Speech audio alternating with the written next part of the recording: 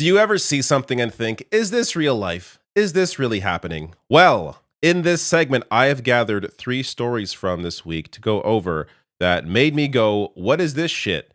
Now, I started this potentially weekly segment, monthly, bi-monthly, who knows? But last week, in case you missed it, I covered Zoran praise stuns CNN, CTV News apologizes for news, and Trump gets dear leadered. I will link to this below the video in case you missed it. But let's get to the 3 stories that I have this week. Starting with this shit. Zuckerberg saying Meta intends to spend at least $600 billion. Then he's caught on a hot mic. Watch this. How much are you spending, would you say, over the next few years? Oh, gosh. I think it's probably going to be something like, I don't know, at least $600 billion through 28 in the U.S. Yeah. It's a lot. No, it's significant. That's a lot. Thank you, Mark. It's great to have you. Paying attention, but sorry, I wasn't ready to do it for announcement. He said I wasn't sure what number you wanted to go with. Mark Zuckerberg's head is so far up Trump's ass that he had to apologize to the dear leader for not being sure if he got the number right, the one that he was told to say. This is just one moment of a much larger meeting that mirrors very much the video I showed last week where Trump gets dear leadered. That was during his cabinet meeting where all the ministers went around and just talked about how amazing Trump is. But in this case, these are a bunch of tech CEOs. So, quote, you and your policies are really helping a lot.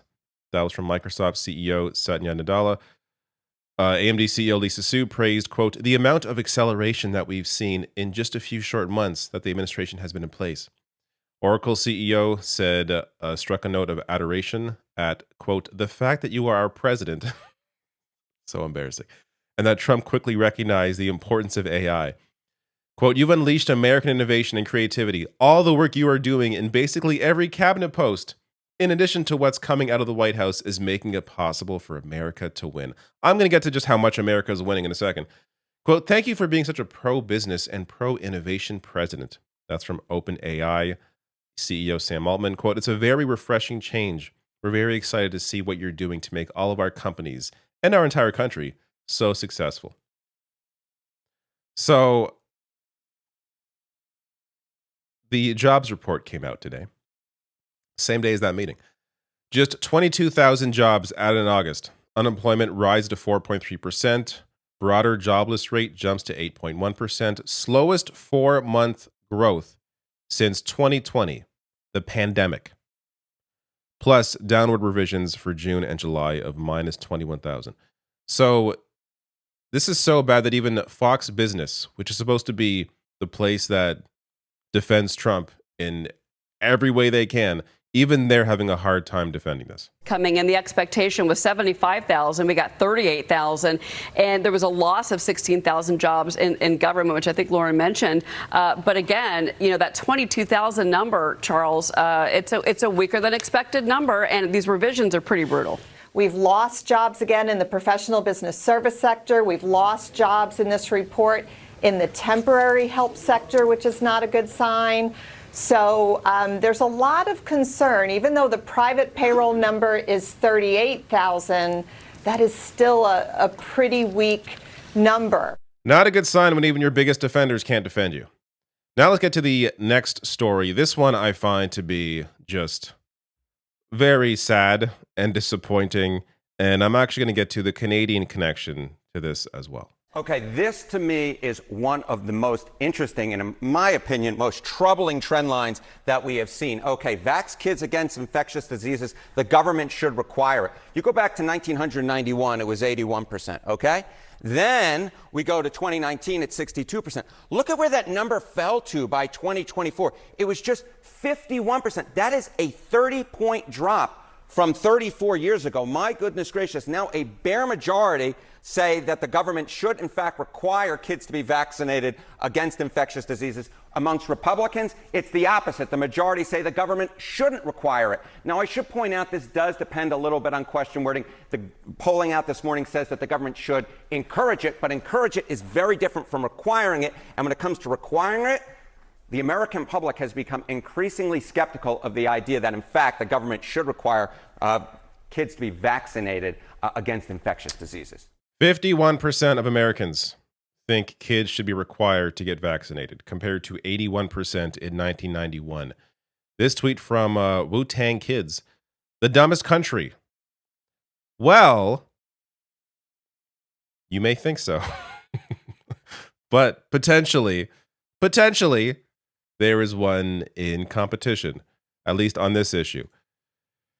Alberta's measles outbreak surpasses case counts reported for the entire U.S. Now, I want to be clear. I have a feeling Canada is a lot better at counting our cases compared to, or I should say, reporting our cases compared to the U.S. So that big caveat here, I think, should be included in this reality. But it's worth noting, Alberta has been battling outbreaks since March, and as of noon Monday, this is a report from July 14th, total cases counts in the province had ballooned to 1,314.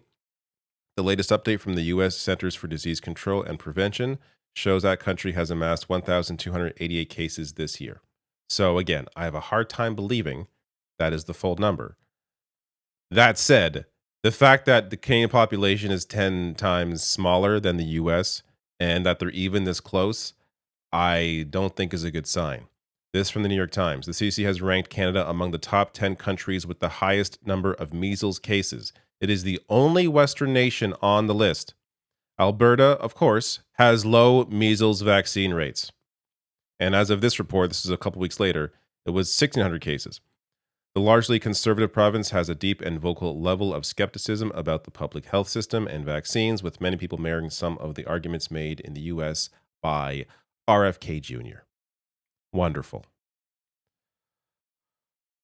All right, let's get to something also terrible.